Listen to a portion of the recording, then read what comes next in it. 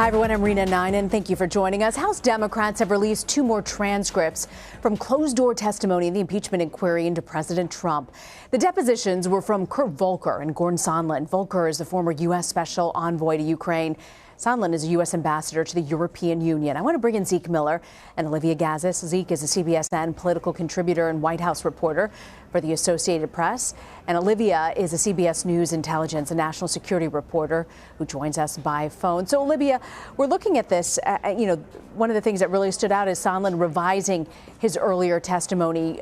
Have you heard from your sources? Do you get a sense that he was concerned that he might be perjuring himself as other people are coming forward with a very different narrative? Well, there were certainly some articulations of that concern. I mean, one of the members of the Intelligence Committee, Joaquin Castro, used the word perjury, several weeks ago in the immediate aftermath of Sondland's testimony.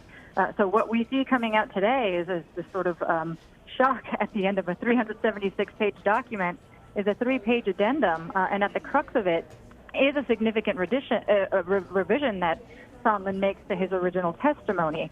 He said that his recollection was refreshed by the statements of Tim Morrison, who previously testified, and by Bill Taylor. It reads, I'm just going to read the revision at the heart of it. It says, I now recall speaking individually with Mr. Yermak, where I said that resumption of U.S. aid would likely not occur until Ukraine provided the anti-corruption statement that we had been discussing for many weeks. Soon thereafter, I came to understand that, in fact, the public statement would need to come directly from President Zelensky himself. So that's a pretty significant revision. That's I don't recall if I explicitly delivered the terms of a quid pro quo to here is what I now recall about that sort of set of conditions. Yeah, and Zeke, I want to bring you in as well. Not only that, but our understanding also from these transcripts and the text, Volker, the special representative for Ukraine, had actually texted at one point a top Ukrainian official the exact script that they wanted President Zelensky to read. And part of it I want to read right here. It says, special attention should be paid to the problem of interference in the political process, especially with the alleged involvement of some Ukrainian politicians. I want to declare this is unacceptable. This is what they wanted. This is what they wanted the president of Ukraine to read in a statement. And we intend to initiate and complete a transparent and unbiased investigation of all the facts and episodes. What do you make of these texts and conversations with the Ukrainians? It certainly is an indication of how people around the president and then also wanted sort of Ukraine to take these actions to investigate the president's political opponents.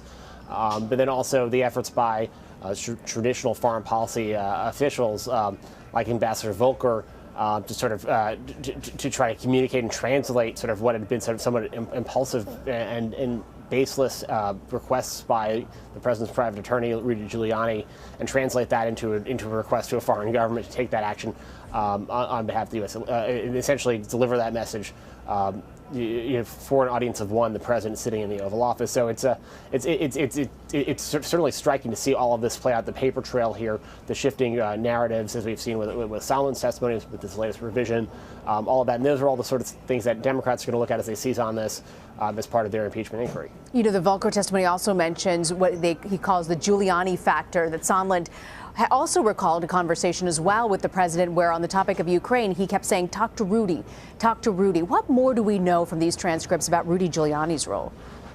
Well, we know that the frustration with Rudy Giuliani's role went as high, at least, as the Secretary of State, Mike Pompeo, who essentially sort of his response to Ambassador Sondland and others was sort of just essentially deal with it. This is sort of the price that American diplomats have to pay in this administration, is that the president wants Rudy Giuliani sort of conducting this shadow foreign policy outside the traditional roles of how negotiations like this or messages like this are delivered through the diplomatic channels.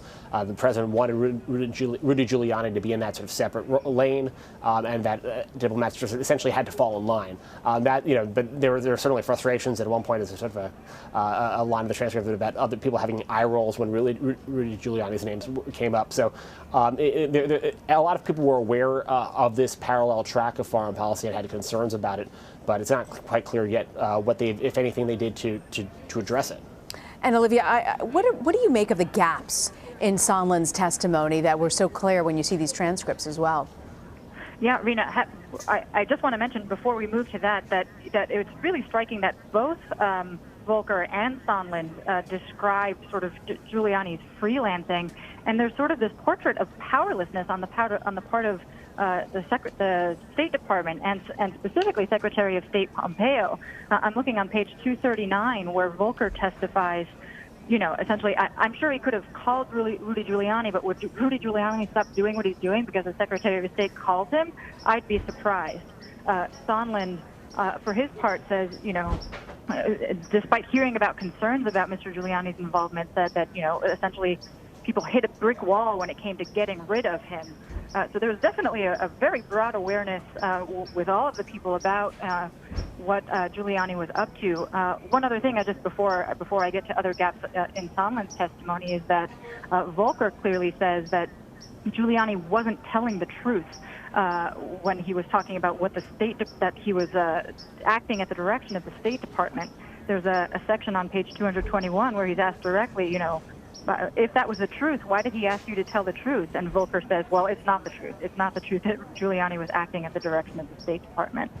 In terms of Sondland, sorry, go ahead. You know, Olivia, also when you mentioned Pompeo, you know, I want to read to you that exchange that Zeke was referencing. You know, there's a question that said, did you ever discuss, this is with Sondland, I should say, did you ever discuss Rudy Giuliani with Pompeo? Sondland says only in general terms.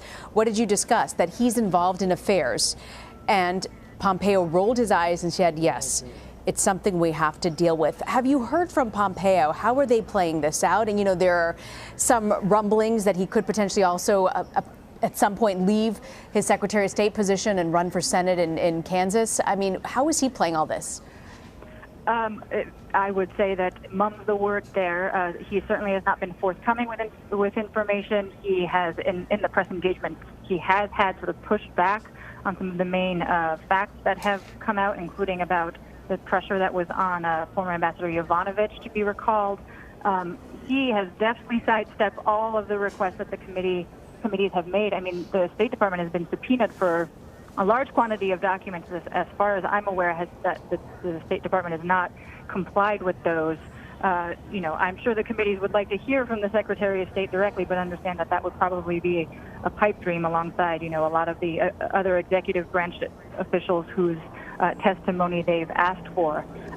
You know, we've had some reporting that Pompeo himself is frustrated with being implicated in all of this, but unfortunately, if you are deeply involved with all of the developments here, I mean, we know him to have been on the call. You know, it's hard to extricate yourself completely when a lot of these things are being laid at your feet. Mm-hmm. Zeke, and I want to look ahead. You know, as this isn't the only testimony that's going to be made public, there's going to be more public testimony. What are you watching for as all of these testimonies unfold and more people are brought forward to testify as well? I mean, some of the big ones to look for: Tim Morrison's testimony. He was on the Hill last week.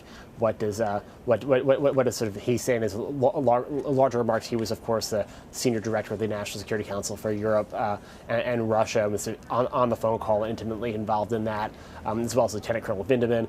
What did he tell? We saw his opening testimony, but what did he say? And sort of the broader comments to the committee. I mean, in a way, what we've seen from these transcripts is that they largely confirm and provide and elaborate on those opening statements and the statements of others. So every one of these transcripts provides a new layer of color and understanding of the big picture here. The challenge now for Democrats, and as Olivia alluded to, sort of they requested all of this testimony from other officials today. They requested testimony from Mick Mulvaney, the White House Chief of Staff. The White House basically says to that's never going to happen. But you know, they're trying to fight this out in the courts. For Democrats now, it's how long do they want to keep gathering information?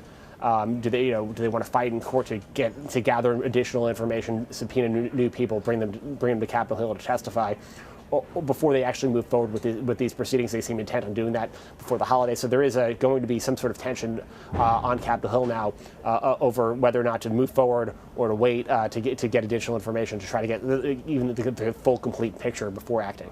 Zeke Miller, Olivia Gazis, thank you both.